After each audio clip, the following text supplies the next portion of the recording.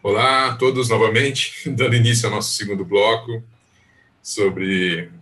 falando sobre o tema da nova amplitude das soluções digitais no nosso dia a dia. Só retomar um pouquinho, para quem não participou do primeiro bloco, nós tivemos na primeira etapa uma conversa falando sobre as experiências empresariais e experiências de uma visão também empreendedora, a respeito de como algumas marcas, Magazine Luiza, Cielo, e também no sentido, né, no campo do empreendedorismo, como que o Luciano, que é um consultor que trabalha com soluções de engajamento online de times de inovação, tem atuado, justamente com foco em negócios. E chegamos agora ao nosso segundo bloco, trazendo uma reflexão, trazendo uma nova camada dessa reflexão, que é justamente o tema do preparar para pensar melhor esse momento, né? Quais são os novos hábitos de futuro, o que isso impacta na nossa comunicação, quais são os insights que nós já conseguimos trazer como aprendizado desse processo.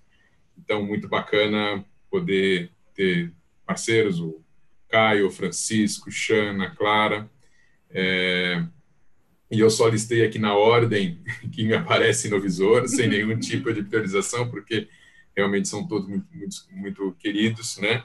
E a pergunta central da nossa conversa continua a mesma: qual é esse marco de equilíbrio, né, desse digital e físico?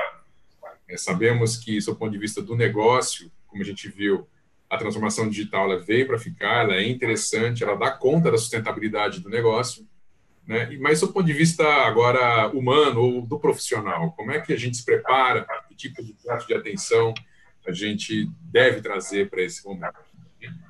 Então, trazendo um pouco a mesma reflexão, né, que a gente conseguiu trabalhar no primeiro grupo, eu queria fazer uma primeira rodada de apresentação, para que vocês falar um pouquinho de vocês no sentido pessoal e profissional também, claro, e trazer para a gente um destaque principal. Qual seria a principal mudança que nós percebemos nesse momento, né, a partir dessa transformação digital que a gente tem vivido de maneira pessoal e profissional nos últimos 3 meses. E para dar início aqui com a ordem, né, eu vou iniciar pela Xana. Tudo bem, Xana? Tudo bem, tudo ótimo. Tudo bom. Me escuta bem? Escuto bem. Boa noite a todos. É um prazer estar aqui com vocês, a parceria com o IED. Eu sou Xana Weintraub. Eu sempre brinco e falo, Fabiano, quem conseguir falar meu nome passa no curso de comunicação. Ele é super diferente. Eu sou carioca, moro aqui em São Paulo, estou falando de São Paulo, do Brooklyn. Estou há 7 anos aqui. Sou psicóloga de formação, com especialidade em neurociências e gestão de pessoas. Então, minha paixão, você sabe muito bem, é trabalhar com comunicação e inteligência emocional.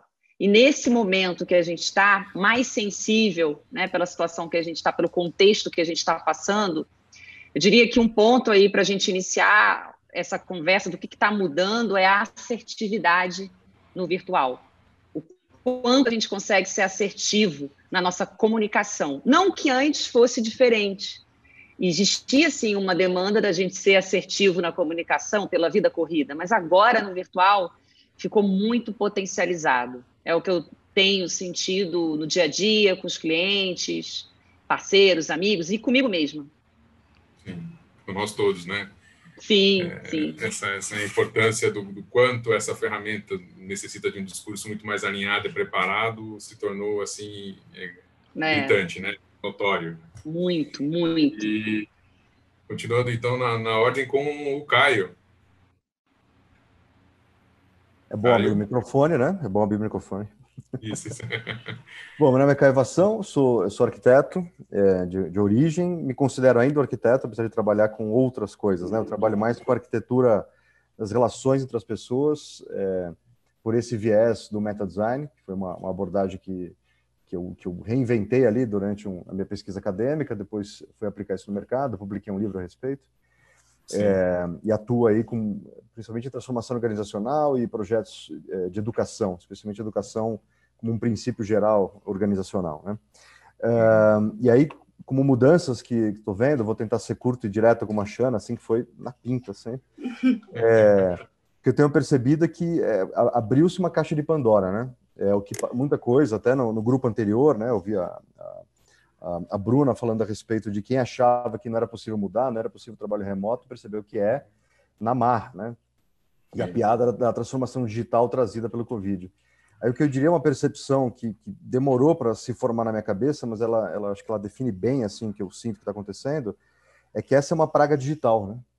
É uma doença que, obviamente, ela não é digital, ela é de origem orgânica do nosso corpo, enfim, é vírus, etc.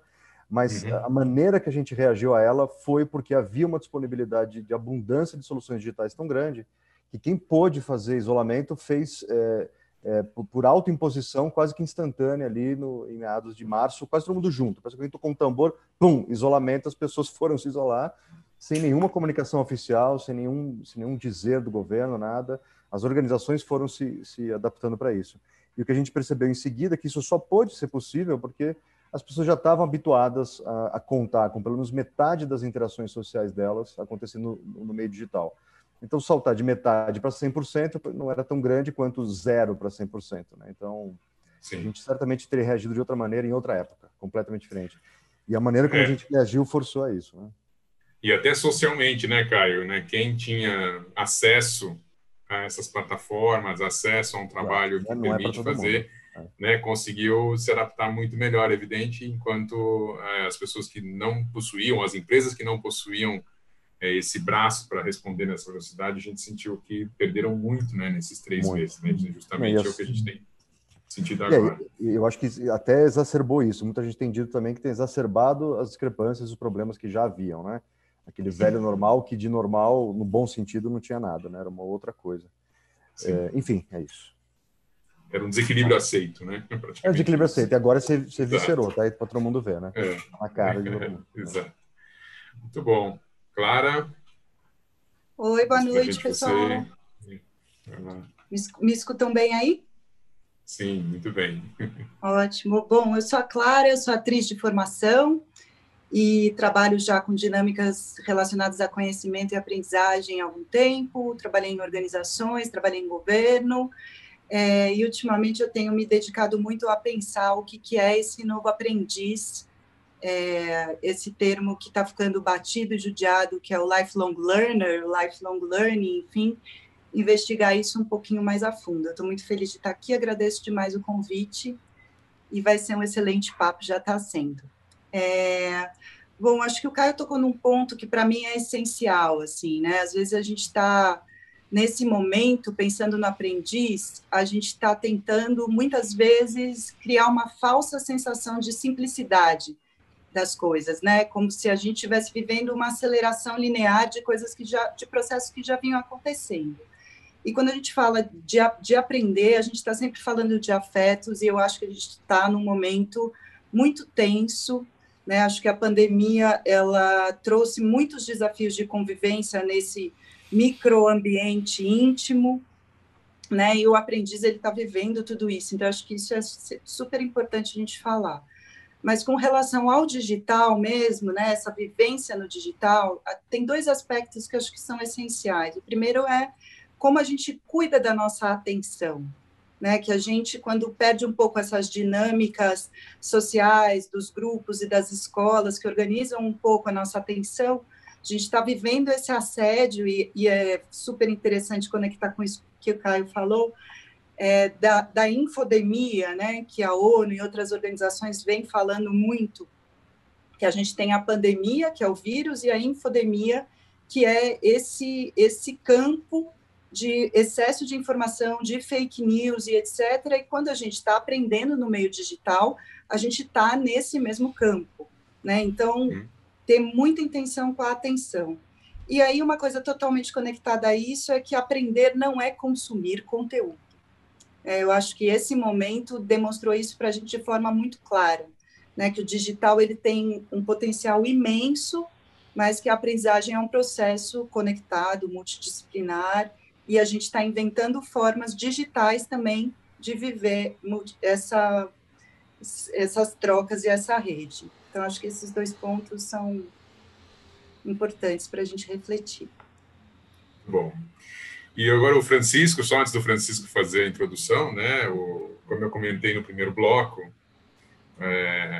Thiago, que é nosso parceiro na formatação do conteúdo e também da experiência do webinar como um todo, pensando na integração dos temas, né? Ajudou bastante a gente no tema da curadoria, inclusive.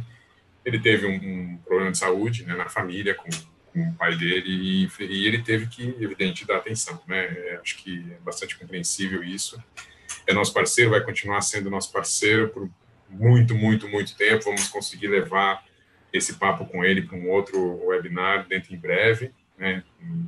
Força para ele, para que ele possa, enfim, encarar da melhor maneira possível. Eu sei que isso é muito difícil, enfim, a situação que a família está presenciando, mas justamente nessa mudança que aconteceu, né, mais precisamente ontem à noite, eu senti a necessidade de envolver o Francisco, né, e aproveitei um pouco dessa conversa, desse gancho, para trazer o Francisco para essa nossa conversa, porque ele também tem um trabalho no campo do design estratégico e tem se dedicado muito a auxiliar os professores e os pares a estabelecer uma nova coerência a partir dessa plataforma nova que a gente tem trabalhado. E é um baita de um parceiro, um amigo, né, para ter esse tipo de intimidade, de ligar para ele e falar, vamos lá se envolver com a gente hoje, eu acho que é muito bacana, e ele se colocou de bate-pronto. Muito bacana tê-lo, né, nesse painel e poder participar também com a opinião, né, com a vivência dele. Então, Francisco, uma introdução rápida, o que você traz para a gente de marco, assim, do que a gente viveu nesses 3 meses, na tua percepção? Legal. Obrigado, Fabiano, pelo convite e boa noite aí a todos os colegas e quem está nos assistindo. Só me apresentando rapidamente, como o Fabiano falou, eu tenho atuado com design estratégico já tem um tempo. Eu sou professor do IED, também coordeno a pós-graduação e sou sócio da Arco, que é um hub de inovação que esse ano completa 10 anos trabalhando com projetos de design estratégico e inovação, né? Bom, é legal ouvir vocês, assim, porque eu fui aqui anotando algumas coisas que vocês falaram que para mim fazem muito sentido, né? Primeiro, eu tenho uma postura de que nós somos aprendizes independente do contexto, né, da vida que a gente está vivendo. Então, mesmo como professor dentro da sala de aula, a gente está ali no momento de se reabastecer, aprender enquanto a gente ensina, e é um ciclo que para mim é o meu combustível, né? O que eu tenho percebido nessa fase de isolamento social, a gente teve que mudar muito rapidamente alguns comportamentos, né? O IED teve, de uma semana para outra, ela conseguiu colocar todos os cursos do ambiente presencial para o online, e assim, isso porque temos um grande grupo de professores e colegas ali bastante envolvidos e comprometidos com a mudança, né? A gente fala de inovação, a gente também precisa se adaptar a esses contextos, né? E aí eu faço uma brincadeira, que é essa história que o povo está chamando de novo normal. Para mim, o que a gente estava vivendo não tinha nada de normal, pelo contrário, né? Se for para voltar a viver o normal que a gente estava vivendo, eu prefiro ser anormal. Então, essa história de isolamento social que a gente acabou se colocando, eu percebo que ele trouxe uma atitude de reconexão digital muito ampla, né? Então, o isolamento social se transforma em reconexão digital. E aí você passa a falar com pessoas que há muito tempo você não falava e coisas do tipo. Só que, ao mesmo tempo, isso parece que vira uma esquizofrenia, né? Porque eu ouvi de um cliente essa semana que ela estava participando de 3 reuniões ao mesmo tempo. Então, como é que é possível isso se a gente ainda não tem a tecnologia de clonagem de ser humano, né? Então, eu acho que o que a gente tem que entender nesse aspecto é o quanto também a gente está se doando demais para essa situação e o quanto também a gente consegue se adaptar e ter uma condição de ter uma vida, né, mais adequada para esse contexto, né, de isolamento com a pandemia digital, vamos pensar assim, né? Então, acho que tem algumas coisas para trocar aí que eu quero falar mais enquanto a gente estiver falando. Até logo aí, valeu. Shana, já dando continuidade, né, essa nossa segunda pergunta, né, falando um pouco das experiências que você já coletou, né, atendendo como consultor do mercado, né, conectado isso com o Francisco trouxe, o que você traz para a gente a respeito da forma, do conteúdo e da assertividade? É bem importante, assim, todos os pontos que vocês trouxeram, né, o Caio, nessa parte de adaptação, dessa questão imposta, que rapidamente a gente teve que se adaptar e a gente não estava acostumado. Essa questão do timing, de você ter que ter uma velocidade absurda para o digital e para muitas reuniões, pegando o gancho até que o Francisco falou agora, é um excesso de reunião. E eu vejo no mercado clientes, amigos, médicos, atendo muita indústria farmacêutica, e vejo as pessoas esgotadas, pessoal. Assim, não sei se vocês percebem isso. Assim, é uma reunião atrás da outra. Hoje mesmo eu falei com uma cliente que falou: eu estou exausta. Eu não sei como, mas eu estou em casa, mas estou mais cansada do que antes. E por quê? Porque é uma extensão, como a Clara falou, né? Essa questão da atenção. Então, é o tempo todo numa tela, a gente está numa tela, somos seres sociais, que bom que a gente tem esse recurso, não estou dizendo que é ruim, que bom que a gente, no meio de uma pandemia, consegue ter tecnologia para a gente se relacionar, para a gente trabalhar, é muito bom. Agora, a gente tem que procurar um meio do caminho, fazer pausas, porque é uma situação que deixa a gente mais vulnerável, mais irritado, é um outro sintoma que a gente vê muito acontecer, então as pessoas estão mais impacientes, porque não tem válvula de escape, você está dentro de casa, você não pode sair, dar uma volta, conversar, você não pode fazer um exercício, você não pode viver como antes. E isso deixa a gente mais ansioso. Essa questão do excesso de comunicação, por isso que eu toquei no ponto de assertividade, excesso de reunião, excesso de comunicação, ela deixa a gente mais ansiosa ainda, muitas vezes, porque a gente não faz, como eu falei, a pausa. E aí tem um ponto, Fabiano, que é a assertividade, que a gente precisa tomar cuidado, a forma como eu falo, porque se eu sou líder, a minha equipe muitas vezes está mais sensível, ou se eu sou liderado e estou numa empresa, as pessoas às vezes estão mais impacientes com a quantidade de reunião, o ruído de comunicação às vezes aumenta, principalmente para aqueles que não usam vídeo, porque às vezes a pessoa não liga o vídeo, eu não consigo ver a expressão dela. Então, a gente tem que tomar muito cuidado com a forma, com o entendimento e o próprio conteúdo, porque o momento exige, na minha visão, e eu venho vendo desde março, na pele, vivenciando isso, ele exige empatia. Está super em alta essa palavra. A gente fala muito de empatia, é se colocar no lugar do outro, perceber. É o momento de eu falar com essa pessoa, como ela está se sentindo? Como é que eu sei disso? Às vezes pela expressão não verbal, às vezes tem gente que fala, tem gente que vai ficar mais quietinho, isso é perfil. E é importante a gente estar com essa sensibilidade para o outro, essa empatia mais trabalhada, porque ela pode ser trabalhada, porque senão a gente vai acabar aí atrapalhando as relações. Eu nunca vi tanta demanda, Fabiano, de comunicação. O tema que eu mais tenho trabalhado com todos os clientes, sem exceção, é a parte de comunicação. Seja a comunicação não violenta, que é a CNV, seja a comunicação assertiva, seja a de impacto, que aí eu trabalho a fala, storytelling, como engajar, e aí depende da área. É o que eu vejo mais. E, lógico, a inteligência emocional. Porque se eu não estou bem, se eu não estiver bem, eu não vou conseguir me comunicar da melhor forma. A gente precisa estar muito bem para ter uma boa comunicação.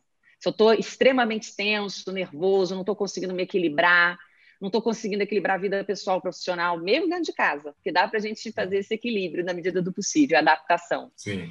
Vai me atrapalhar. Daí eu posso ir para um caminho de comunicação que não é produtivo, diria assim. Então, é muito bom a gente estar atento, importante, nesse momento, a como está o nosso psicológico, a parte emocional. E, lógico, alinhar a comunicação com a emoção. Bom. Me parece completamente lógico, como uma primeira emergência assim, de melhora, né? Porque o digital ele tem essa questão da escala como impacto. Sim. Então, um pensamento, eu disse isso na reunião do Armato com outro grupo, o pensamento do design, o design analógico, ele seria mal pensado, seria mal feito, ele tem um pouco impacto, porque dificilmente ele vai levar isso para um impacto maior. Mas é natural, né? É da estrutura do digital o impacto maior, a escala e a expansão muito rapidamente. Então, além da questão da técnica de comunicação, da forma de se comunicar, da maneira de trazer a sua ideia, a questão da assertividade, até pela velocidade, pelo impacto, acaba ganhando uma importância bem evidente, né? Tipo, como um primeiro ponto, Sim. nossa, preciso cuidar de vários aspectos para viver esse momento. Sem dúvida alguma, o primeiro deles, né, na maioria dos casos, vai além da digitalização do ponto de vista das empresas, a questão da comunicação em relação ao profissional. Que até, Fabiano, se você me permite comentar, o que a Clara falou da atenção, porque o nosso nível de atenção no digital é menor. Uma reunião, por exemplo, de 1 hora no presencial, ela não vai poder ser ao mesmo tempo no digital.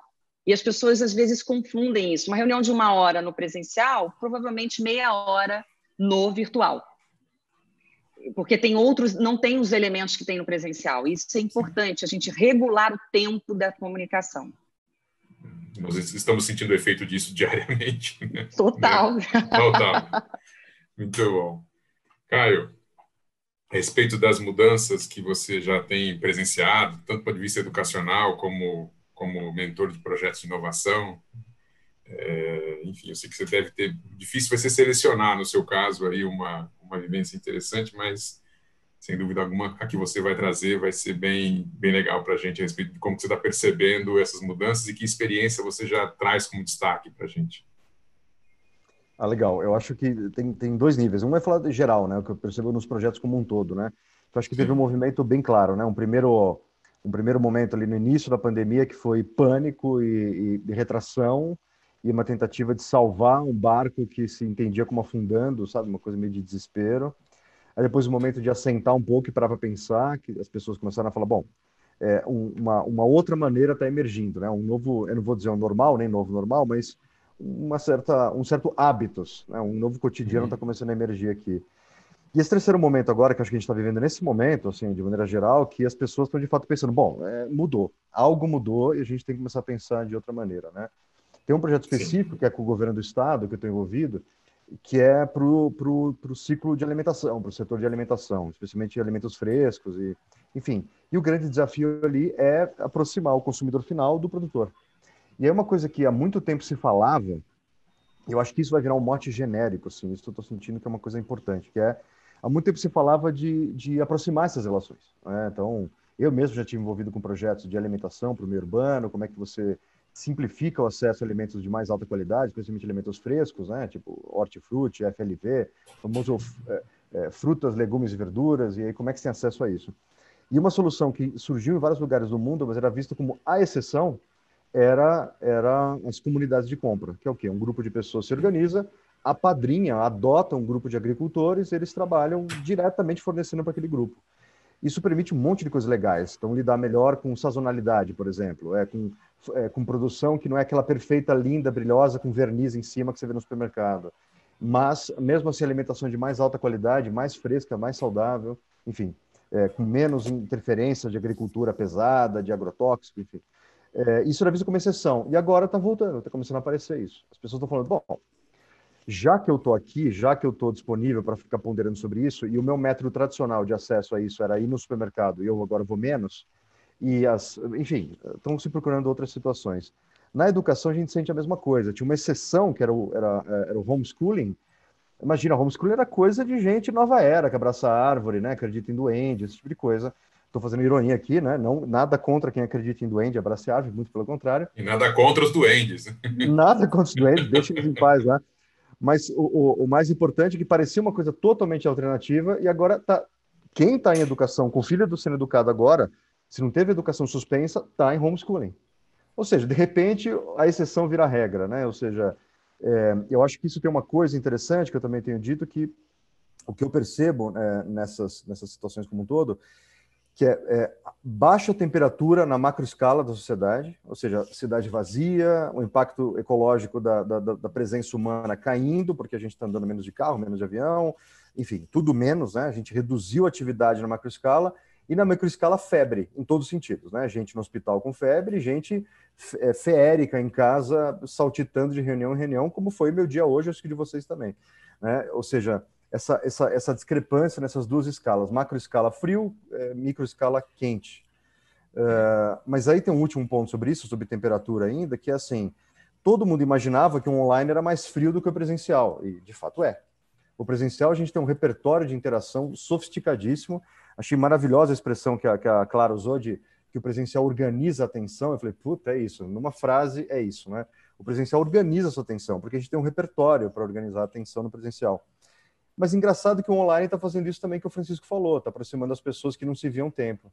E me parece que, num segundo momento, o online está permitindo um aquecimento e uma mudança na qualidade das relações, um pouco mais de cuidado com o outro. A gente tá, acho que intuitivamente, isso que a Shana levantou, as pessoas estão começando a perceber que você precisa ter mais cuidado consigo e com o outro, assim, e um pouco mais de tolerância, um pouco mais de, bom, vamos vendo o que é possível. E, enfim, eu acho que isso dá uma saída para uma última coisa, um último ponto importante, que é entender-se de uma outra maneira, ou seja, qual é uma nova percepção de nós mesmos frente à sociedade e à comunidade. E aí, isso parece uma coisa meio ampla, aberta, mas na verdade é muito pragmático, a gente começa a ver novas oportunidades, novas maneiras de estar em sociedade, que pode parecer uma coisa meio poliana, né? Que bom que veio o Covid nos ensinar isso. Não, não é isso. A despeito do Covid, a gente está tentando entender essa outra forma e que está abrindo novas oportunidades. Uma delas mesmo é um redesenho da comunidade. A gente está percebendo o quanto é importante uma aldeia para criar uma criança, né? E a gente terceirizava a aldeia para creche, para escola, para o contraturno, né? Natação, judô, sei lá o quê. E agora a gente está percebendo que essa comunidade não está lá para nos ajudar. Quem tem filhos está sofrendo brutalmente nessa hora. E aí outras dinâmicas estão aparecendo. As pessoas estão começando a considerar aquilo que era inconsiderável, que é começar a pensar, e aí, vamos fazer uma comunidade de cuidadores? Como é que pode funcionar a educação parental? Como é que a gente pode pensar... Seria a mesma coisa que a comunidade de compra para fruta, legumes e verduras, a gente começa a pensar também comunidades de atenção para poder lidar com idosos, com crianças. Enfim, sinaliza-se uma reforma de dinâmicas sociais e de novos serviços que podem surgir a partir daí, que é bastante grande. E eu vejo isso acontecendo já, as pessoas já estão disponíveis agora para isso. Legal, muito bom. Conecta totalmente um pouco com o que a Clara novamente trouxe, né, Clara? Sobre a questão da gente educar a nossa atenção e de trazer essa camada de filtro do que é importante e do que não é importante. E isso passa pelas relações e também pelos serviços que a gente acessa e principalmente pelos serviços que a gente escolhe, né? Existe também uma curadoria de serviços, porque me parece que esses valores que o Caio e a Shana trouxeram, o Felipe e o Francisco também, esses valores humanos, assim, resgatando um pouco da intenção do humano que o próprio Robinson trouxe no primeiro encontro, e parece que vai direcionar muito que tipo de conteúdo eu quero acessar, que tipo de rede eu quero participar. E deixo contigo para você trazer também a sua reflexão, os seus exemplos do que você selecionou para a gente para falar disso. Acho que o Caio deu uma supervisão sistêmica do tema, muito interessante. Acho que algo para a gente que está sendo um aprendizado, e acho que quem pensa estratégias de aprendizagem e etc., já tinha essa intuição, isso já era um tema, mas acho que a gente ainda não tinha tido a consciência do quanto isso é central na aprendizagem digital, que é a questão da humanização, né, das interações com tecnologia, né, que é muito mais do que essa interatividade que a gente está fazendo aqui, tem milhares de possibilidades de trabalhar conteúdos relacionados à empatia e dinâmicas e conexões e reconexões. Então, acho que, sem dúvida nenhuma, essa questão dos encontros, do acolhimento, da humanização, ela fica como algo para a gente levar.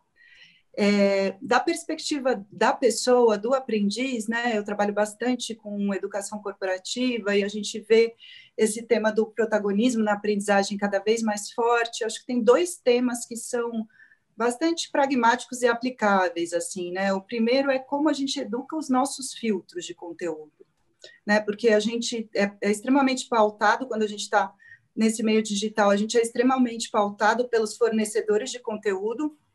Eu tenho vontade de fazer uma pesquisa informal para saber quantos e-mails vocês receberam sobre home office no segundo dia de isolamento social, sei lá, uns 200, né? De todo o campo. Então, a gente é muito assediado e, ao mesmo tempo, a gente é acionado por fontes que a gente já tem alguma afinidade. Eu já passei por aquele site, eu já entrei em contato com aquele tema, já demonstrei meu interesse, mas aprender também a descobrir coisas que você gosta, mas ainda não sabe que gosta, que vão fazer sentido para você e você não vai acessar naturalmente. Então, educar os filtros, sabe aqueles, se você quiser se descadastrar da lista, clique aqui, clique se você não quer aquele conteúdo, porque ele já roubou sua atenção. Né? Então, e o contrário também, né? Eu não acesso esse tipo de conteúdo, como é que eu vou, como eu faço para chegar nisso, quem eu quero seguir, o que eu quero acessar. E outro aspecto que eu acho que é super importante é a questão de ser multidirecional, né? Que cada um de nós também precisa deflagrar processos de aprendizagem no trabalho, não só ser aprendiz, mas como é que eu trago novos conteúdos, como é que eu crio ambientes de troca, como é que eu facilito que as pessoas se coloquem e construam e sistematizo e compartilhem conhecimento a partir disso. Então, esse tema é essencial, eu acho. A questão de educar seus filtros e de se ver como um ator da aprendizagem, não o protagonista do seu próprio sucesso, mas alguém que contribui, né, para o bem coletivo ali, para uma construção coletiva. Legal. Acho que conectando as três falas, a Xana, o Caio e a Clara, Francisco, eu já ouvi em alguns podcasts por aí falando sobre o quanto o cliente sumiu, né? Quer dizer, não é que ele desapareceu literalmente, mas ele saiu do lugar onde o serviço estava atento, onde o serviço achava que ele deveria estar, né? Então, o cliente ainda existe, mas ele foi para um outro lugar, ele mudou de lugar. Né? E também os colaboradores, né? Os colaboradores continuam os mesmos, mas eles estão em outro ambiente, né? Expostos a um outro tipo de fragilidade de atenção, como a Xana e a Clara trouxeram. Né?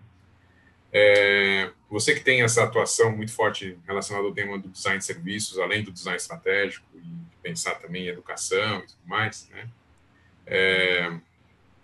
Que tipo de experiência você acha que é interessante trazer, ou sobre aprendizagem, ou sobre serviços, que meio que aponta para a gente aí uma direção de futuro sobre o quanto isso vai ganhar mais importância daqui para frente? Legal. Se eu for analisar assim, sob a perspectiva de observação de algumas coisas que eu venho fazendo, eu tenho percebido que as empresas, logo nessa mudança, como você acabou de falar, os clientes sumiram, né? Aonde que os clientes foram, né? Eu tenho percebido as empresas adotando algumas estratégias um pouco até, digamos, mais anteriores que do design de serviço, como, por exemplo, o modelo mais tradicional de relacionamento de marketing, né? Muito naquela linha de que o Kotler fala de marketing 2.0 e tudo mais. Por outro lado, tem uma chuva gigantesca de coisas aparecendo, né, nas redes sociais, baseado em buscas que você faz. Então, publicidade online, né, caindo, matando, e a gente tendo que driblar isso no meio do jogo, né? E muitas vezes coisas não tão assertivas assim, né? Às vezes aparece pra gente uma informação de algo que tipo, não faz sentido para você, então é aquele marketing não tão direcionado. A percepção que eu tenho, Fabiano, é que ainda há muito espaço para esse campo do design de serviço, principalmente. Eu estava ouvindo um pouco Robson falando, e ele tem uma atuação bem forte nesse sentido lá no Magazine Luiza, o quanto que as empresas se atrasaram, né? E se mantêm atrasadas de certa forma ainda, né? Então, um exemplo muito simples disso é toda essa história de transformação digital que a gente está vendo ocorrer agora. Ela foi impulsionada por uma questão de necessidade muito maior do que uma antecipação a uma estratégia, né? Então, a oportunidade das empresas nesse momento é passar a investigar mais o seu cliente, entender de fato quem que é o seu cliente, e a partir disso tentar entender novas estratégias de relacionamento, porque aquela estratégia que foi desenhada digital, por exemplo, ano passado eu fiz um projeto para um cliente meu de uma jornada digital de um projeto gigantesco dele. Eu tenho certeza que esse projeto já não faz mais sentido para hoje. Só que esse cliente ele está olhando para outras coisas, preocupado com outras coisas. Ele não vai querer retornar nisso, né? Pelo motivo de sobrevivência, como tantas outras empresas estão buscando. Então, o sentimento que eu tenho, muitas vezes, quando a gente fala de inovação e design estratégico ou design de serviço, é que as coisas se convertem muito para o campo da tecnologia e pouco para esse campo da relação empresa-cliente, né? Porque tem uma grande mudança de paradigma aí, né? A empresa que ela é centrada nela própria e a empresa que ela é centrada no usuário. São duas visões totalmente diferentes. É esse cara que está te empurrando para você comprar alguma coisa pela publicidade, ao invés daquele, diferente daquele que de repente pode estar se relacionando com você de uma outra maneira, né? Então, eu acho que assim, eu lembro que uma das conversas que eu tive em um grupo que a gente participa, um outro professor, colega nosso, o Anderson Penha, falou: o Uber entrou bombando no mercado, né, crescendo, ganhando espaço, e como será que ele vai sair da pandemia, né? Será que o serviço continuará com o mesmo grau de intenção e como estava? Tenho certeza que não. Esses dias eu vi o Airbnb com umas experiências muito interessantes, de te levar a fazer um curso com alguém que está lá, sei lá, na Tailândia, né? E aí você fala, poxa, isso é interessante, porque não é só a locação do espaço, mas é a experiência que ele pode permitir para o cliente, né? Então, eu sinto um pouco dessa falta, assim. O único negócio que eu vi que me trouxe, assim, um brilho nos olhos foi esse negócio do Airbnb. E acho que conectando de novo com a Shana, acho que faz todo sentido, né, e está muito alinhado com esse movimento de que as agências e de que as empresas meio que se colocaram com a necessidade de se transformar em geradores de conteúdo. Sim. Né? Então, a gente percebe que todas as empresas agora, de maneira geral, na pandemia, isso foi muito perceptível, né? Tentam organizar a sua prática, o teu conhecimento, enfim, o que foi desenvolvido ali dentro como boas práticas para trazer essa realidade para a disponibilidade do público. Né? E é muito interessante porque, claro, as empresas, elas são reuniões de pessoas e essas pessoas fazem aquela empresa existir de fato, e o conhecimento delas também. Não necessariamente isso era entendido como valor, né? Parece que com essa mudança também existe uma necessidade de traduzir esse valor em algum tipo de produto acessível para as pessoas. Claro que isso tem um viés de posicionamento e de mercado, que a gente sabe que sempre existe, porque é sempre importante, mas acredito que isso tenha trazido até mais assim, impacto para a tua demanda, né? No sentido dos pontos que você presta atenção, do que você traz como consultoria no mercado, né? E principalmente essa questão da inteligência emocional, porque geralmente, ou podemos pensar assim inicialmente, que uma pessoa que muitas vezes conhece muito bem da tua prática, não necessariamente consegue comunicar bem a sua prática para o outro, né? Sim, então, sim. E aí me parece que essa necessidade virou um lugar comum em muitas iniciativas, né? Imagino que isso tenha trazido para você também muitas reflexões. Muitas, e assim, é uma reflexão, Fabiano, que não para. Todo dia a gente tem algum insight, um novo insight, uma adaptação. O que eu percebo que, pegando a fala do Francisco, eu tenho feito também muito mapa de empatia. Vocês conhecem, assim, e um mapa de empatia adaptado. Olha que interessante. A gente está adaptando o mapa de empatia até na forma de se comunicar com o cliente. Então, a gente adaptou as perguntas do mapa de empatia pensando no meu usuário, no meu cliente. Porque as empresas estão assim, como é que eu vou me comunicar com esse cliente? O que meu cliente quer nesse momento? Porque as prioridades mudaram, não tem como a gente negar. Então, foi tudo muito imposto. E aí a gente está desenhando, co-criando essa nova realidade, sem respostas absolutas, porque é muito dinâmico, claro, e eu tenho visto muito isso. Assim, eu adorei, assim, nesse sentido de aprendizado, até a gente mudar a ferramenta do mapa de empatia, adaptando para o estilo de comunicação. E a pergunta do pessoal da área de vendas é: como é que eu falo com o meu cliente? Como é que eu vendo? E para aquele cliente que eu nunca tive contato? Com aquele médico, às vezes eu atendo MSL, que é o médico que fala, é o especialista que fala com a área médica. O que eu vou falar com esse médico agora? Ele não vai querer me atender este ano. Bom, eu não tenho a resposta, mas vamos pensar junto como a gente pode fazer esse contato, esse relacionamento, principalmente quando a gente fala de boutique, de um atendimento mais premium dessas empresas que fazem. Então, eu acho que muda muito, Fabiana, assim, a forma da gente falar, com o que o cliente quer. Então, a gente está nessa descoberta E os resultados do mapa de empatia que eu tenho acompanhado das empresas, das indústrias, dos laboratórios, eu tenho ficado bem encantada com esse resultado, de que a gente consegue, sim, tem luz no fim do túnel, é possível a gente ter um tipo de contato e a gente se adaptar.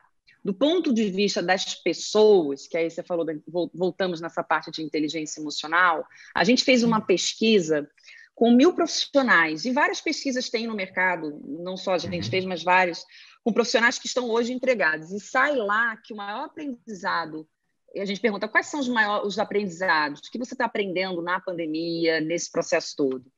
E olha que interessante, aparece que as pessoas estão revendo o que é importante para elas, estão revendo valores pessoais, profissionais, estão filtrando mais o que eu quero, o que eu não quero, quem eu quero falar, o que eu quero consumir.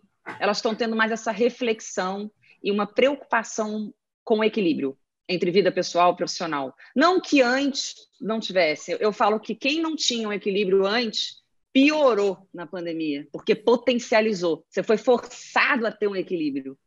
Em todos quando eu falo equilíbrio, são todos os elementos da vida, claro. Então, acho que isso está bem alta e esse aprendizado de o que é importante a gente vê lá no topo, além, claro, da forma de se comunicar.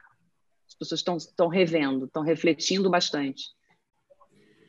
Sobre olhando uma perspectiva de futuro, né, um futuro nesses próximos 6 meses, que pelo jeito será parecido com o que a gente está vivendo, sim, mas olhando um pouquinho mais adiante só, você acha que essa preocupação com a comunicação ela vai se tornar muito mais sistêmica? Quer dizer, existe um primeiro momento que é como que eu me comunico via tela, e depois como é que eu vou buscar meus nutrientes para manter minha inteligência emocional equilibrada, sabe? Pensando num segundo momento. Né? Porque senão isso acaba externando uma questão da comunicação, mas a comunicação funciona bem porque ela foi buscar uma nova maneira de se equilibrar, né? Você acha que isso para o futuro é uma afirmação que pode ser, enfim, entendida como algo interessante, como um caminho para a gente pensar? Sim, eu acredito que pensando aí nos próximos 6 meses, a gente está num momento muito incerto. Vai voltar meio período, como é que vai ser? Então, a gente não sabe muito bem. Eu acredito que a gente vai chegar num caminho do blended. O blended learning vai estar muito em alta, a minha visão é essa. E, claro, sim, a gente pode aproveitar esse momento para a gente adaptar e ajustar e melhorar a nossa forma de falar. Então, eu tenho trabalhado muito com os clientes, pessoa física, executivos, empresas, a forma da gente engajar o outro no online, a fala, storytelling, como tornar atrativo, para que a gente consiga engajar nas pessoas e ser efetivo na comunicação. Isso que um grande aprendizado, Fabiana, e isso vai permanecer até não só nos próximos 6 meses, se a gente conseguir pegar esse aprendizado e levar daqui para frente, até para o ano que vem, para os próximos anos, que é sempre a gente aprimorar esse processo e estar muito atento com o nosso... Essa questão do isolamento fez com que o nosso autoconhecimento ampliasse, porque o autoconhecimento é um processo. Então, quando a gente fala de inteligência emocional, a gente fala de autoconhecimento, então, quanto maior o meu autoconhecimento, mais eu me percebo, mais eu tenho controle, mais eu percebo o outro. Que aí a gente fala de todos os pilares da inteligência emocional. Legal, muito bom. Conecta totalmente com uma pergunta, Caio, que está no chat, que foi a Cristina Kuhlmann, que eu acho que também te direciona para uma reflexão sobre o futuro, que ela coloca uma pergunta sobre o quanto as empresas estão tendo esse olhar empático em relação ao tempo dos colaboradores. Né? Olhando essa nossa nova demanda de linearidade de reunião, parece um processo contínuo durante o dia, que você entra de manhã e só sai 12 horas depois, né? E uma reflexão também sobre o tempo, né? Como é que a gente se organiza ou vai buscar equilibrar essa relação entre presencial e digital, dentro dessa reflexão sobre o tempo que a pergunta trouxe, que eu achei bem interessante. E você diz para a gente. É legal. Eu acho que essa pergunta específica da Cristina, ela é uma das mais difíceis de responder no sentido de uma resposta boa, né? eu acho que a gente está aprendendo. Uma coisa que eu não falei no ciclo anterior, na rodada anterior, sobre o que está acontecendo hoje, foi um ponto importante, que é o WhatsApp, né? O WhatsApp ele virou uma espécie de canvas de prototipação de comunidade, né? Ou seja, está todo mundo usando o WhatsApp para toda e qualquer coisa, especialmente no Brasil. Assim, é uma coisa que todos os projetos que eu estou envolvido, hoje em dia eu estou envolvido com 6 projetos relativamente grandes, assim, todos eles, durante a pandemia, o WhatsApp virou esse colchão de retaguarda para o qual a organização se jogou, a comunidade se jogou, para poder ter algum tipo de solução online. Do agricultor à gestão de condomínios, você vê o WhatsApp como uma técnica de prototipação, né? Eu acho que isso é importante porque o que a gente está percebendo, e tem a ver um pouco com essa situação que a Cristina está falando. Eu não tenho uma resposta fácil, tá, Cristina? Então eu vou falar do que eu estou percebendo de maneira geral pelo que está vindo aí. Tinha um princípio de criação de interfaces digitais que é usado, é padrão hoje em dia, era padrão até pouco tempo atrás, continua sendo, que é chamado de mobile first.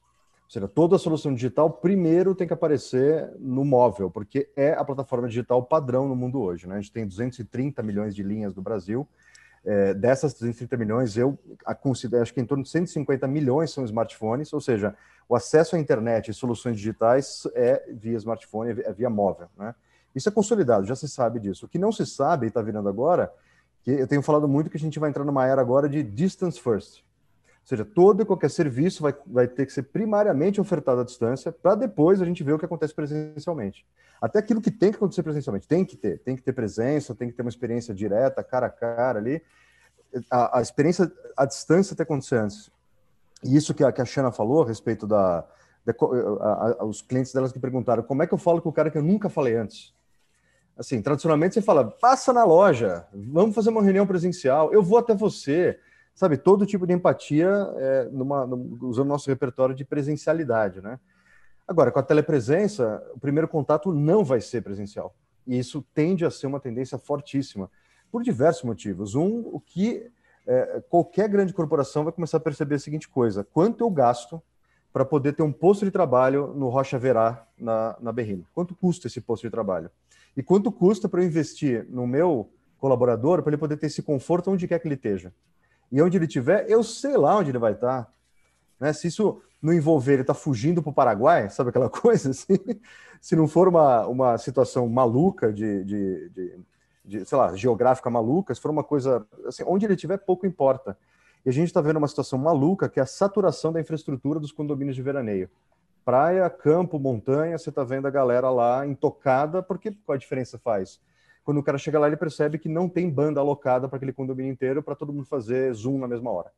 Então está dando essa saturação rápida. A água não chega limpa, não tem os outros fornecedores, o comércio local não está pensado dessa maneira. E aí um problema que era um problema de intimidade, de organização no próprio tempo, vira um problema urbanístico, né? E aí eu chego numa coisa que talvez seja um jeito de entender como organizar isso, que é entender a noção de lugar. O que é lugar?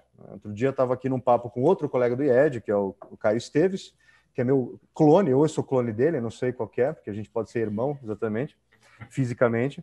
E ele perguntou para mim, outro Caio, outro urbanista, falou assim, Caio, como é que fica essa coisa dos lugares virtuais? Eu falei assim, lugar virtual é pleonasmo, porque todo lugar é virtual, porque uma praça não é uma praça se você não usá-la como praça, se você não encará-la como praça, ela não é praça. Ela vira outra coisa, pode virar campo de batalha, pode virar local de violência, pode ser show, pode ser um campo pode ser uma casa de espetáculos, assim como a sua casa. A sua casa é a sua casa porque você ritualiza a sua casa dessa maneira, né? E aí, por que eu estou falando sobre isso? Porque uma das maneiras de a gente cuidar dos outros é entender que lugares que a gente está criando. Que tipo de lugar a gente está criando para fazer as coisas, né? Não só entendendo de maneira prosaica, quer dizer, o Zoom é um lugar, a sala do Hangouts é um lugar. Não nesse sentido, lugar no sentido de que tipo de interação. E aí eu concluo com essa fala, né? Lugar é um modo de interação, lugar não é um ponto geográfico. O ponto geográfico sustenta esse modo de interação, esse jeito de interagir socialmente, né? E aí o que eu vejo talvez seja 2 pontos que vêm pela frente. Aí o primeiro é 6 meses de paradoxos totais agora. Esses paradoxos que eu já comecei a falar de calores e frios estranhos, atividade, inatividade, empatia, descaso, muita coisa contraditória acontecendo. E um deles é uma retomada de um movimento que já vinha se colocando e ele tende a se acelerar, que é o nomadismo, né? O neonomadismo já estava se revelando e agora ficou claro, ou seja, se eu estou conectado à distância, por que é que eu estou parado para começar? E outra, porque eu não estou em outro lugar qualquer outro lugar, ou seja, e tá tendo um boom, né? No mercado imobiliário a gente está começando a perceber já um monte de imóvel que estava micado na linguagem, né? Quer dizer, ninguém conseguia alugar nem vender, porque era grande demais, era difícil de manter, uma tendência a ter casas, apartamentos menores, e depois, cara, bom, já que eu vou ficar em casa, eu vou me refestelar nisso aqui, então eu quero um castelo para poder ficar aqui, então isso é um pouco inesperado, isso, né? Ou seja, eu acho que tem esse movimento contraditório, mas ele é pautado por criação de lugares, e lugar no sentido virtual, ou seja, pode ser um lugar presencial ou à distância, mas a gente toma cuidado com que tipo de interação a gente faz lá. Não, a gente não pode mais contar com aquele repertório que estava dado, a gente tem que criar novos. Aí tem que prototipar muita coisa. É isso. Chega. E como, né, Caio, essa questão do que foi estabelecido no passado e você acaba entrando num fluxo de repetição sem perceber, ficou evidenciado com tudo isso que você trouxe, né? Porque realmente você sair de manhã todo dia, ficar 1h30 dentro de um automóvel, dentro de um transporte público, para chegar lá e fazer atividades que você poderia fazer em casa, é claro que isso se tornou muito mais evidente agora, mas era muito desse receio, né, de não aceitar o novo, de aceitar essa possibilidade, e também de não ter essa necessidade, né, como você trouxe, e isso requalifica e traz um olhar totalmente diferente para o tempo, como você está trazendo. Acho que indo para a relação do quanto esse nosso momento está alimentando um futuro próximo aí, que tipo de caminho nós estamos indo, Clara, e tem uma pergunta que eu acho que combina bem com o seu ponto de vista, enfim, com seus pensamentos, sua pesquisa que você sempre faz, né? Que é do Valdir de Souza, e ele fala, aliás, ele faz um comentário sobre o nosso ponto aqui de maneira geral, né? Nossa fala de maneira geral, trazendo uma camada da tecnologia digital que pode gerar algum tipo de uma nova camada de excluídos, né? Ou inaptos. E eu não vou me lembrar agora, mas já introduzindo, sim, eu já recebi uma referência de um autor que fala sobre isso, que é um possível gap social que vai existir, né, um degrau social que vai existir, talvez intransponíveis, das comunidades ou dos países ou das sociedades que vão conseguir municiar a sua população no sentido mais amplo possível a respeito desse novo momento de vida, como o Caio está trazendo, e os países que não, e a chance de você ter quase que, de maneira prática, a diferença de um século de qualidade de vida entre uma coisa e outra, né? Isso dentro do mesmo século. E eu acho que tem uma questão importante, Clara, que você acabou trazendo na nossa conversa, que acho que talvez seja o primeiro passo para essa conversa, para essa reflexão, que você comentou sobre a reflexão sobre como escutar, a escuta, né, dentro desse modelo de impacto digital tão acelerado e imersivo que a gente está vivendo. Tá, eu acho que esse tema da tecnologia exacerbando as desigualdades é algo que a gente nunca pode perder de vista. Eu agradeço muito a pergunta do Valdir, porque nós, esse grupo aqui, a gente tende, né, essas nossas questões, elas são tão relevantes e acho que essas transformações são tão importantes, a gente está tentando, de fato, criar um mercado mais justo e que as pessoas estejam mais saudáveis e sejam mais empáticas e vivam melhor, né, e que as organizações sejam mais coerentes, e etc.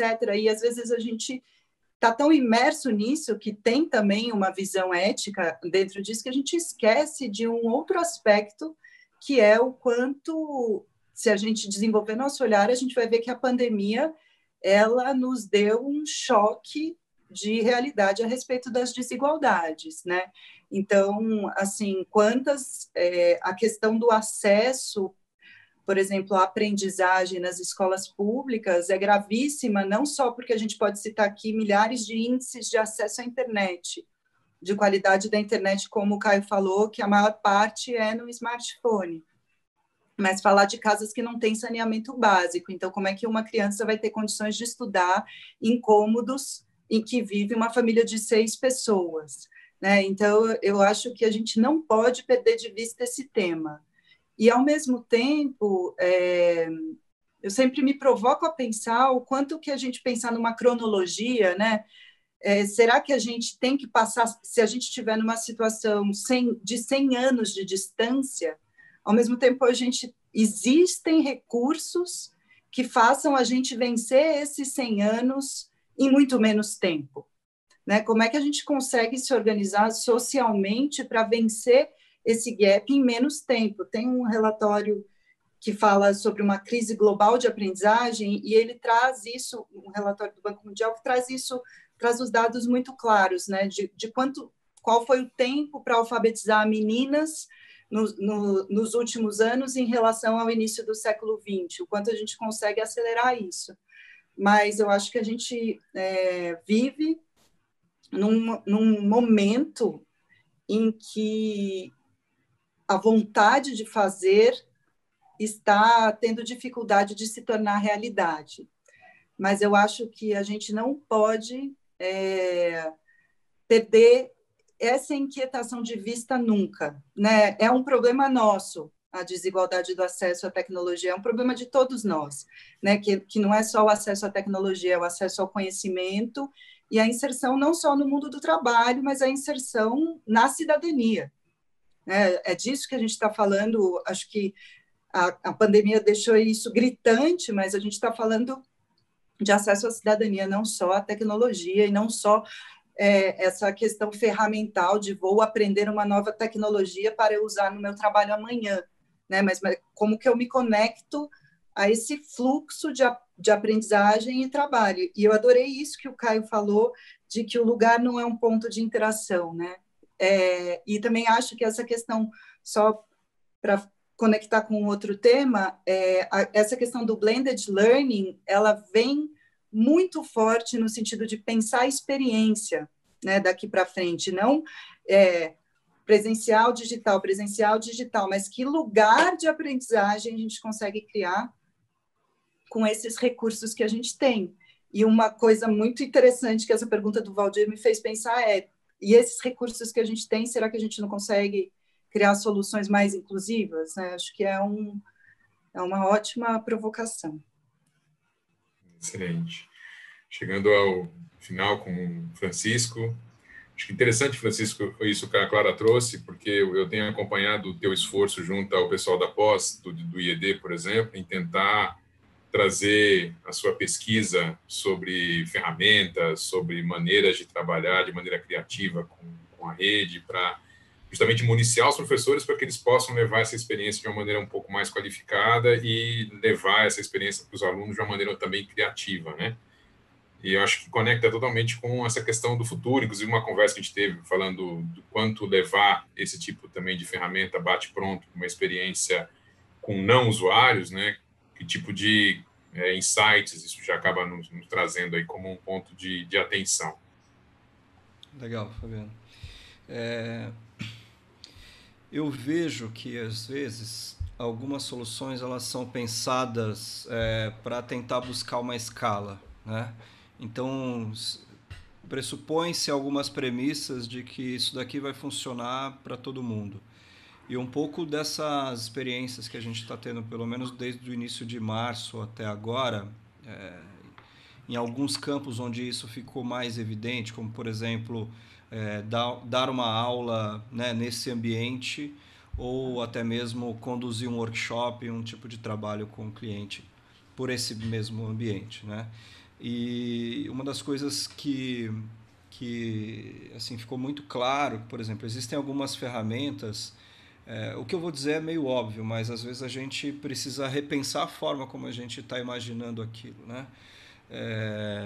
Existem algumas ferramentas que não servem para todo mundo, simples assim, né? Existem ambientes que eles são mais adequados, por exemplo, para designers, a utilização de algumas ferramentas virtuais, online e tudo mais. E para usuários, para pessoas, né? Não vou usar o termo usuário, mas algumas pessoas que não têm essa habilidade com, sei lá, algumas ferramentas que estão mais próximas a uma navegação como de Photoshop, de Illustrator, AutoCAD ou coisas do tipo, né? Acaba tendo alguma dificuldade de uso com aquilo. E aí aquela experiência que você desenha não faz muito sentido. Eu queria comentar uma coisa, e depois eu volto nisso, que a Clara falou, que me chamou a atenção e trouxe... E me fez voltar na segunda pergunta que você falou de mudanças, né? Há uns 5 anos, pelo menos, eu ouço a história de telemedicina dentro de empresas que eu trabalho. E assim, temos aqui um projeto no nosso pipeline de telemedicina, isso, aquilo. Aí entra essa história agora do quanto o acesso à tecnologia, de repente, pode incluir alguns e excluir os outros, né? Porque é a mesma história do que a gente estava falando da tecnologia aplicada ou de ferramentas digitais aplicadas à educação, né? Os meus pais precisaram usar um recurso de telemedicina agora 2 semanas atrás. E minha mãe falava, não, eu não quero, não sei. E ela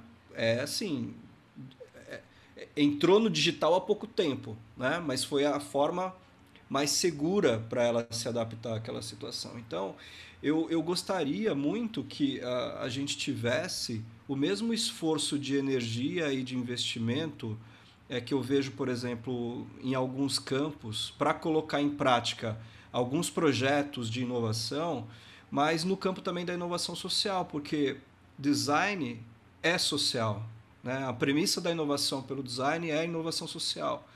Então, se a telemedicina ela vai funcionar para o incluído e para o excluído, vamos chamar assim, ela precisa chegar em todos os campos, né? E como que vai ser isso, né? Como que vai ser? A telemedicina será, nesse caso, um caminhãozinho que vai lá, encosta numa comunidade, né? E as pessoas entram e vão ter acesso a uma ferramenta que podem ter uma interação com alguém que está em outro lugar, né? Então, eu acho que assim, a gente tem uma série de possibilidades ainda de projetar soluções para problemas que são problemas recorrentes do Brasil. Vamos falar de Brasil, um país desse tamanho com uma diversidade muito grande, né?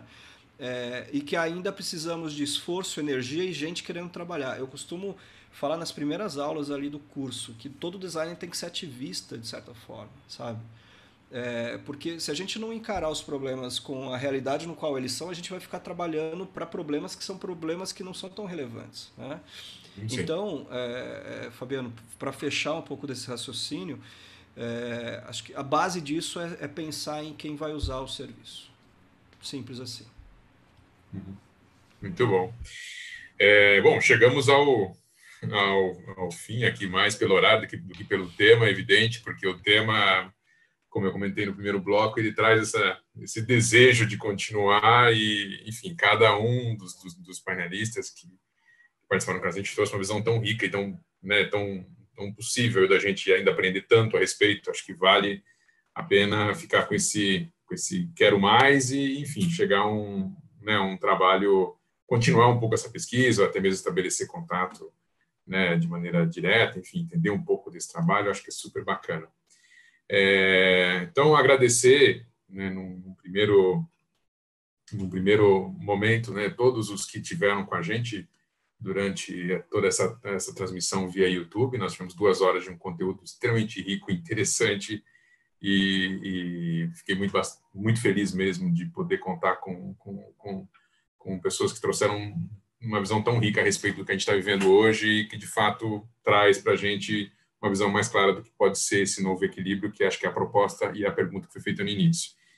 E aí, agora, eu só peço aos convidados, antes de fazer uma fala final e agradecer novamente, roubar um pouco a palavra, roubar um pouco o tema, né? Porque, para mim, é bem especial ter, além das diferenças e do encontro que eu já citei, o fato de ter o Francisco e a Clara. O Francisco foi, né, nosso aluno do design estratégico lá quando a gente era coordenador, e ele se tornou um coordenador também do curso e desempenhou um papel incrível, né? Trouxe uma série de incrementos para o curso que fez muito sentido e conseguiu estabelecer uma relação muito ativa e também criativa com todos que estavam ali envolvidos, né, com a eficiência do curso. E o Francisco está deixando o curso, então agradecer ao Francisco de uma maneira bastante sincera. Acho que todo esse apoio que ele, né, tanto para os alunos quanto para os professores, para a escola de maneira geral, acho que para o IED como um todo, né, trouxe essa condição de contribuição e de se tornar um apaixonado pelo design, um ativista do design, né? Eu falo que o Christian Numa é nosso ativista do design número 1. né, temos aí a vaga 2 livre e talvez o Francisco possa concorrer a essa vaga, assim, é muito bacana ter atuado primeiro, na primeira etapa como coordenador na relação com o Francisco como aluno, depois o Francisco assumiu e conseguiu melhorar muito mais aquilo que a gente já tinha estabelecido no começo, e agora a Clara, né, a Clara Zecchini, justamente nas próximas semanas deve assumir a coordenação do curso. Então, eu acho que é muito importante nessa relação de pessoas e de empresas também, né, mais do que exatamente a pessoa, mas ter essa continuidade, ter esse cuidado e ter essa passagem que eu acho que ela é muito importante de ser valorizada, enfim. E eu queria aproveitar, então, o momento, já que os dois, se for possível trazer os dois para essa fala, né, agradecer o Francisco, dar super boa sorte e trazer boas vibrações para a Clara também. Tenho certeza que ela vai trazer um olhar bastante inovador sobre os processos de aprendizagem no IED. Nós vamos aprender muito com ela. E, enfim, acho que o encontro e o momento merecia esse tipo de intervalo, não exatamente falando de digital, mas falando sobre, né, a nossa relação como profissionais e o legado que a gente está deixando, e eu acho que isso é bem importante. E aí, conectando de novo com o digital, independente do digital ou do analógico, né? Aliás, com o digital é até mais importante ainda. Então, Francisco, parabéns pelo trabalho, né? Agradeço. E, claro, também por esse início. Queria agradecer o Caio, que é já nosso amigo, pelo menos desde 2005. A gente tem se encontrado em falas que não são regulares, mas são sempre incríveis, sobre diversos temas, né? Desde a Mônada ao Bits, Bytes, enfim, a gente consegue falar, é muito bacana poder, enfim, ter esses encontros com o Caio e sair tão pensativo no bom sentido, né? E também tocado emocionalmente pelas coisas que ele traz para a gente. A Shana, que, né, se tornou nossa parceira do IED recentemente, convidada pelo Jean, fez um trabalho muito bacana com a equipe do IED e um trabalho que eu achei incrível com a equipe do CRIAD, do Centro de Inovação do IED, né, justamente trazendo essa reflexão que ela trouxe aqui de maneira prática, ajustada ao nosso formato, às pessoas que nós somos. Então, isso foi uma experiência muito legal, Shana. Muito obrigada. Boa memória, uma boa experiência desse momento que a gente está vivendo, né, em termos de contatos e de pessoas que vieram para contribuir, que eu achei bem bacana, né? Todo mundo gostou bastante e parabéns pelo trabalho. A Clara, né? Parabéns por chegar ao IED, né? Espero que se possa trazer aí sua maneira de olhar o processo de aprendizagem, a inovação aplicada a esse tipo de trilha, de maneira tão genuína que você está sempre trazendo, né? Um ponto que está sempre conectado com o que vai ser e não com o que é. Eu acho que pensando num curso de pós, de design estratégico, que subentende-se sistêmico, né? Que está olhando um futuro pós essa crise que a gente está vivendo, eu acho que é muito importante conseguir, né? Ser muito interessante e importante conseguir trazer essas reflexões também, né? Então, agradeço em nome do IED, também do Stefano, conversei com ele um pouco antes da gente conversar, falando que faria essa fala, né? E, enfim, a todos que participaram com a gente, né? Houveram algumas perguntas que, infelizmente, a gente não conseguiu trazer aqui para a conversa, mas eu vou direcionar. Tinha uma pergunta muito interessante da Karine para o Caio, eu faço questão de direcionar. E, mais uma vez, deixo para vocês uma palavra final para a gente a respeito do que a gente está vivendo, que é legal sair desse encontro com qual sentimento. Bom, depois de tudo isso, eu que preciso falar, né? Acho que são duas boas-vindas excepcionais, assim, né? Tá participando aqui hoje, vocês comunicando dessa forma, e acho que o Francisco realiza um trabalho excelente, vai continuar realizando, né, no curso e etc. E essa provocação que ele fez aí no final, para mim, foi o melhor boas-vindas e me conectou ainda mais emocionalmente do que eu já estava conectada com esse novo desafio, né, que tem muito trabalho por fazer e todo design é social e a gente tem muito o que fazer no Brasil, muito o que fazer no mundo e temos recursos, e acho que, enfim, esse curso de design estratégico é um lugar especial para pensar futuro, para pensar presente e para construir coisas bacanas e vidas mais significativas. Então, muito obrigado pelas boas-vindas. Legal. Bom. Seja bem-vinda, Clara. Eu só quero agradecer, são 5 anos quase na coordenação. O Fabiano foi a pessoa que abriu essa porta para mim, então devo isso muito a ele, e também ao professor José Carreira, que na época que eu entrei para a coordenação também me deu bastante apoio. Para mim é importante assim ver alunos bem formados, assim, sabe? Acho que essa é a essência de fazer um trabalho de educação, e o IED tem essa preocupação. Eu, como coordenador, sempre tive. Hoje, na verdade, eu estou me dedicando a outro campo de estudo, um campo que vai ampliar a minha atuação. Então, esse é o motivo porque eu passo a bola para Clara, e eu tenho certeza que vocês estarão em ótimas mãos. Né? Então, enfim, é isso. É o que eu desejo.